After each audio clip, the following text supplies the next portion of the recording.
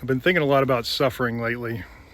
My views on it have changed so much over the years, and especially since I built a relationship with God. I think everybody needs that higher power, and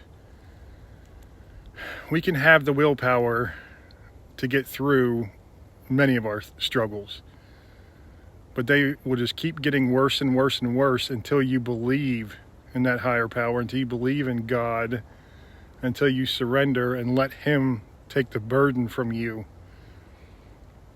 Because honestly, even with me, I have a lot of back pain. I've had 4 back surgeries. The doctor nicked a nerve during the first back surgery, so that nerve is forever damaged until they have some miraculous stem cell something to maybe fix it. But I suffered so much more before I found God. And the reason for that is because I still think that even though it's physical pain, 90% of it's mental. We go through this suffering and we go down a spiral of, for me, I thought I was cursed. I didn't know what to do. I just kept getting lower and lower and lower because suffering just kept piling on and piling on and piling on. And not until my awakening or enlightenment or rebirth or whatever you want to call it, my connection with God, did I truly understand that suffering is something we need, and we will keep getting those. It's a lesson for us. We will keep getting those lessons until we learn to surrender and surrender completely. I mean, let's go back to the days before my awakening. Now, I know people call it different things. I'm going to call it my enlightenment. How's that? The day that God came to me and spoke clearly to me for the first time to show me what my purpose was in this life. I'd gotten into a habit of going into nature and walking through the woods, and it was kind of like my meditation. I always kind of considered it my church, but rarely did I ever hear or feel God talking to me back, and if I did, I definitely didn't understand what He was saying. So I was just moping through the woods, feeling so sorry for myself like I always did. My mother had just gone through a stroke. My father-in-law had just had my father, had just had open heart surgery for the second time, and I was completely lost. I was dead inside. It was numb. I didn't know what to do, so I kept just talking to God, saying, well, I don't expect Him to answer me, but I'm going to do it anyway, because what else am I going to do? I'm lost here, and there's no other options. And I started asking Him, what now? What do I do now? I'm at such a low point. I wasn't suicidal or anything. I'd been that way before in my life, but I wasn't near there because of my girls. You see, I found that God, during the almost 13 years of suffering that I went through because of my back problems, I found that He gave me these messages of hope throughout the whole thing. Whether it was in the form of our pets. Our pets brought me so much happiness. And then the children, the 2 girls that we had, that we never even thought that we were going to be able to have children, but they were miracles, and God sent them to us to show us, hey, I mean, they have a higher purpose for sure, but there was also a message of hope to me to just keep pressing on. So I did, but I didn't know. I was still aimless. I was still swimming against the current of life. I didn't know what to do at all. And that feeling of hopelessness is the worst. If I wouldn't have had those messages of hope scattered through that, I don't know what state I would be in. I certainly wouldn't have been any kind of father or husband that was worth a damn. I really wasn't at the time anyway. Not until God came to me did I start being that person that I truly wanted to be. And so I'm moping through the woods, feeling sorry for myself. And I said, God, I don't know what you want me to do here. I don't know why you keep piling these things on me, these one thing after another. I mean, I wouldn't even be able to remember them all because it would just take so long to list just the things that kept happening to us. You know, when you're disabled, it's a downhill slope for a long time until you find some kind of bottom and you find your footing. And you really have to find that grounding force in life. Even before you build a connection with God, you have to find that grounding, whether it's a person. For me, it's nature. And I do believe that God speaks to me clearest through nature. But if you don't find that force, you're going to be lost and swept away completely. And it's just a sad reality. And I hate to see people going through it, but I realize now that you absolutely need to go through this suffering. You have to be humbled. Most people aren't as such a slow learner, an idiot like me. I really didn't have a clue what the hell I was doing. I was just faking it, and I would have talents and it would get me through certain things, and I still didn't have a clue what I was doing half the time. I got all state in football, and I didn't barely know how to play the game. I was the technician of the year in my work, and I really didn't know what the hell I was doing there most of the time. But I just faked it till I made it. That's what you have to do sometimes. Because until you have God guiding you, you're aimless completely. You might get good at something and find your talents, but that's really, you still don't know where to go with them until you get that guidance. So I was waiting for him to speak to me, not expecting him ever to speak to me. And out of the woods comes the deer and the white-tailed doe. And there was something, I've had animals running up on me plenty of times in my life. I know the difference of a divine intervention or providence rather than just a wild animal coming up to you, close to you, and looking at you. This deer came up and she looked at me with those big doe eyes, and she waited for me to walk over to her, and she nudged up on me when I started to pet her, and then she made her way around. I was walking along the shore of the lake, Falls Lake in North Carolina. She walked along to the shore because it was a really bad drought before then, so the shore was all, dried up and the lake was really low. She started walking along with me for at least a half an hour, at least. And she would walk up to me, let me pet her, and then she'd walk out into the water real gently. I mean, the wind had just stopped, and it was the most miraculous thing I'd ever gone through in my life. And that wasn't the only time. That was the first time I'd gotten a clear message. But since then, I've gotten tons of them that told me exactly where I need to go.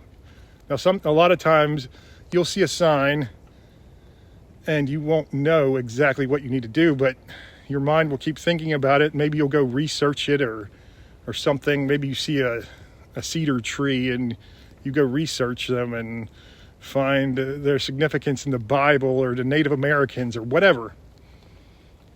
And you just have to, you're always getting these messages, because I realized after I did connect with God and he opened my eyes that I'd been getting these messages of hope throughout my whole life. Like I said, I got them all through my disability, all through those years I was suffering and getting the lowest point I've ever been.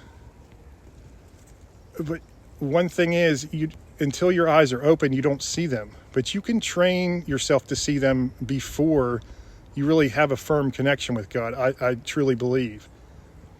I think that synchronicity is the best way to explain it. It's a philosophy by Carl Jung, I think. And you just look for things in life that seem like coincidence. You can write off as coincidence, but they stand out to you. Why would an oak tree stand out to you a certain time when you're walking through the woods and it didn't another?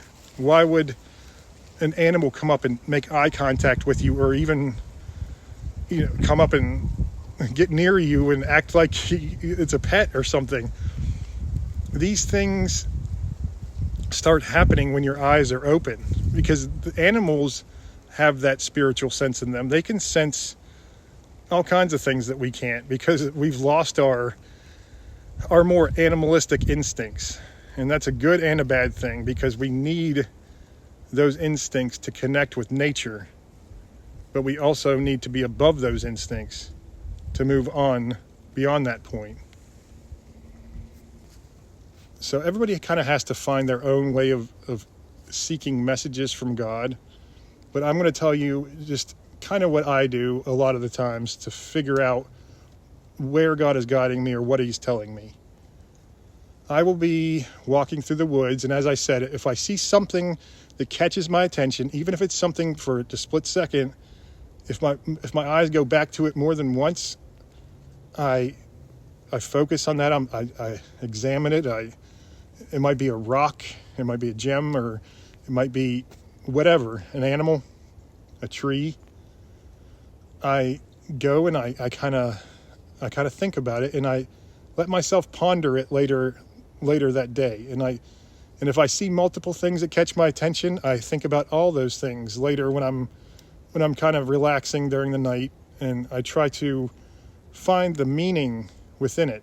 And I will, as I said, the cedar tree, if I see a cedar tree that catches my attention, and I see that in the Bible the cedar tree was very important for, I don't know, I haven't looked too much into it, but I know the cedar tree was very important in the Bible.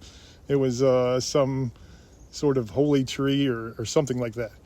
But anyway, that's beside the point, because I'm not sure if I'm even right about that, but I'll give you one example. Okay, so one day I was walking right near where I saw the deer, where the deer came out to me and I was reborn. And I was walking along this little stream, and I heard rustling in the bushes or in the leaves. And I looked over, and there's a bird over there, and I'm looking closer, and it's a hawk. And I look, and I'm like, oh no, is that hawk stuck on something? Because it looked like he was trying to jump and get away from whatever he was stuck on over there. Maybe a soda divider or whatever it would have been that it could have been stuck on. So I was like, well, I'm probably going to get hurt if I'm trying to free this bird, but I'm going to try to do what I can. I get over and I find this red-tailed hawk with a squirrel in its talons, and I'm like, wow, this is amazing. And normally I've seen this before, and the hawks or whatever birds had their kill usually just dropped their kill and just flew away. This hawk didn't mind me at all. I was standing literally within 3 feet of it, just kind of looking at him, talking to him. He would look up at me sometimes, but he was fine. He didn't even barely notice I was there. And he was just letting me watch him, and as he was getting his meal, trying to kill his dinner. And so I watched him for a while, talking to him.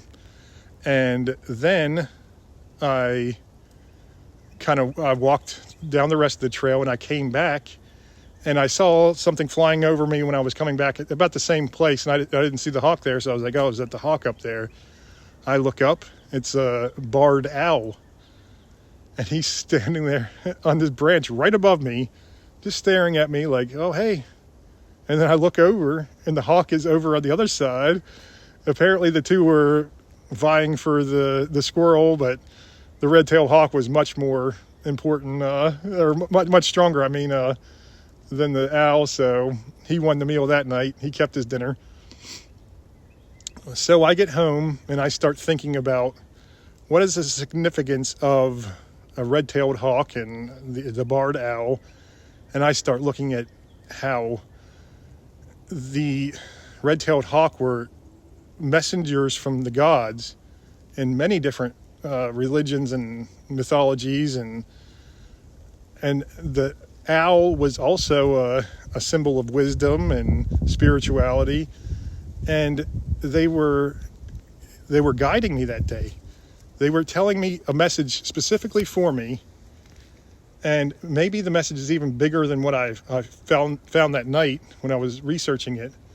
But they both sent me a message that was just another profound message that I started to get on almost at least a weekly basis, something profound. And on a daily basis, I would be thinking of somebody, and they would call, or I would run into them, and I would see 1:11 on the clock. I did another video saying that, and somebody commented that they literally, as soon as I said that, they literally looked at their clock and it was 1:11. And I was like, wow, that is amazing. And that's extra significance to me, because not only is it all one number, it's my birthday too, 1:11. And I just thought that was the greatest thing. And these are the kind of things that you have to start looking for. These are the things you will find. Keep an open mind. Don't tell yourself, oh, it's just a coincidence. No, that's, that could happen to anybody, that this and that. You will talk yourself out of the most miraculous messages and so many miraculous times in your life if you start thinking like that. So just keep an open mind about it. Start noticing these things. Let your mind go. And the last thing is, try to be alone in the woods. It's great to go out with other people and even pets, and do that as much as you can. Make time to be completely by yourself. And the reason for this is because anybody with you is going to be a distraction from your thoughts. Even an animal, even your pet. If I have my dogs with me on these walks, I don't have the animals coming up to me like they would, and comfortable with me like they would normally, since my awakening, my enlightenment. You have to be solitaire. It's a meditation. And if you don't want to go walking through the woods, or you don't have a woods near you that's very nice, then find another way to be alone and free with your thoughts. But I think nature is the best way to kind of open your mind and let God speak to you. But there are many others. I mean, any way that works for you is perfect. Okay, that's all I've got for today. God bless.